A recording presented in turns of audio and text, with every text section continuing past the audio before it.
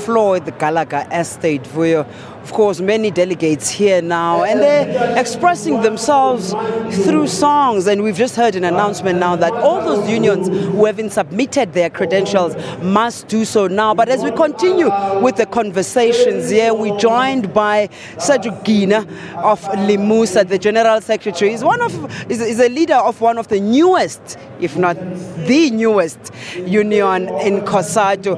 Thank you so much for joining us. First, let's start with your union, Limusa. We understand that you've been bulldozed through the processes just to ensure that there is a metal workers union and that you actually replace NUMSA that has been expelled.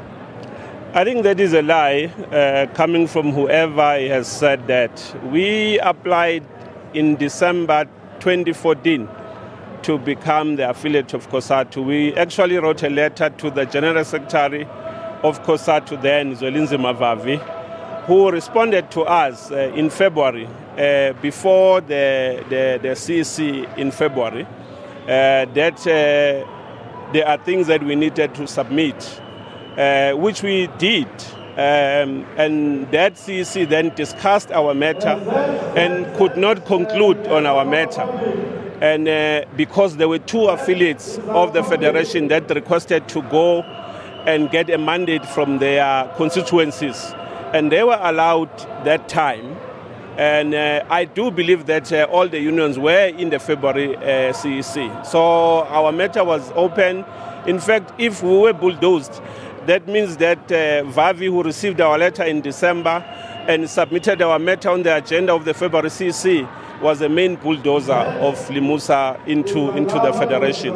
So it's not true.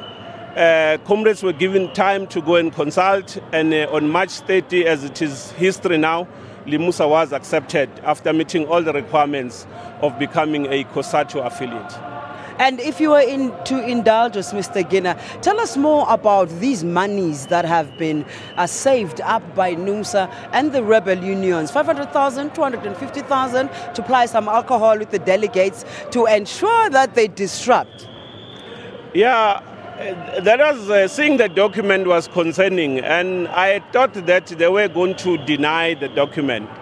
But when Vavi was confronted, I saw his comment. He said, that's an old draft. It means that there is a newer one that we haven't seen. And the fact that they were outside the country, he was tweeting about it to raise funds, because what he tweeted is contrary to what is written in the document, that go to the US to raise funds. He tweeted that he's going to brief the other unions about the implosion in the unions in SADC. Not in South Africa, in SADC. So all of a sudden he was representing all workers in the SADC region, and he was telling the people in the US. The question that must be asked is that if comrades are saying they want to reclaim COSATU, why would they want monies from the US, the Sweden, and all the countries they've been to reclaim COSATU? Does it require money to reclaim COSATU? I believe no.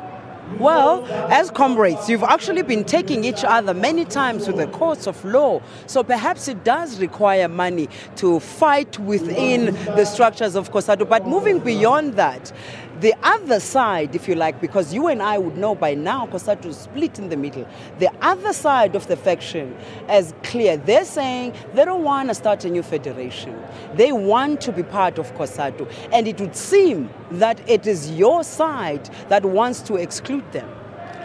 I think what you're revealing, my sister, I also did the same analysis. In the press conference, the CW strike, the MTN strike, in that press conference, there were notable individuals that were not there, being Zwelinzima Mavavi and Ivan Jim. And in that press conference, that is where Katishi of FAU said it's not a child's play to form a new federation, which we accept that they've realized that this thing about the new federation is not going to fly, because workers love their COSATU, because workers are going to continue to remain in COSATU. But what it signifies that there is a split amongst them, because Vavi announced publicly that on the 13th and 14th there will be a new federation that will be formed in this country. And Jim, for sure, wherever he speaks about the president holding what does he say? He pulls the trigger and the things that he said. And clearly, I don't see them agreeing with FAU and what was communicated to the public there, that is not a child's play to Nyome Federation. It would seem that they've gone out of their way, as I've just mentioned, that they are outside the country, they are raising funds, and that can solely be to form a new federation. I hear you talking about the courts. They went to the court. The court did say that the matter was not urgent, and we are expecting them to come in November to put their matters on the agenda, and the Ordinary Congress will listen to the matter and discuss the matter. And I think there is a platform. It's a known platform, but it shouldn't involve going to the US and Belgium and all those countries. Moreover, the document that was revealed, it does say that there is 750,000 for legal matters. So the 250,000 is solely budgeted for this Congress, it says so, and there's another 500,000 that is budgeted for Lucy. Now, the theme of this Congress is building unity and cohesion within COSATU. And as we are conversing, you and I, it's quite clear the Federation is fractured. How are you hoping to achieve this by the end of tomorrow? I think that in the document, I'm sure you've read the COSATU documents, there's a very nice quotation by Engels about unity. That unity is not unity at all cost. You have to work for unity at all cost, but when other people start to shout unity and do something else, then you get concerned, and then you have to start saying, what do I do to protect this organization? I think COSATU, on the eve of its 30 years, is facing that challenge of people who shout unity and do something else. I mean, why do what they're doing? I mean, for 18 months, the ANC task team engaged comrades individually and everyone, and it was clear that a particular decision that was taken by NUMSA was contrary to the founding principles of the Federation. I mean, you can't become a general union and belong to COSATU. It can't happen anywhere. That we are a federation. We've got different affiliates. We've got 21 affiliates, and there's this one affiliate that wants to start recruiting amongst all other affiliates and yet claim to want to stay in the federation. It's a lie. And it's gonna be exposed for what it is, because it can't be true that you want to organize members from every other affiliate. I mean, as we speak, 2 days ago in Toyota, workers who work at FedEx, who belong to FAU, by the way, they were approached by NUMSA shop steward who want to recruit them to come to NUMSA. And those workers were saying, but we are in FAU. Why are you recruiting us? We've got a union, we belong to a union. That's how selfish they are. They are even prepared to recruit from the unions that they claim to be working with. And you can't have that situation. Recruiting beyond their scope is one of the things that made you get frustrated while you were an NOB of NUMSA. But your critics, in fact, say you are making many pronouncements against NUMSA because you are actually a bitter man, because you couldn't be part of that fold. Well, I didn't think that was going to arise, but I think thanks for the opportunity to clarify that thing. I was elected unopposed in 2012 NUMSA Congress in Durban, unopposed. So the workers still have had confidence in me.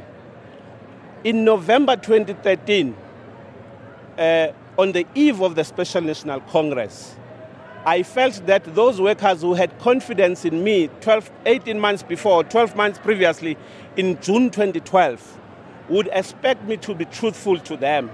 That when I come and open a Special National Congress, I open it because it belongs to them. But what was happening there is because that Special National Congress did not belong to those workers.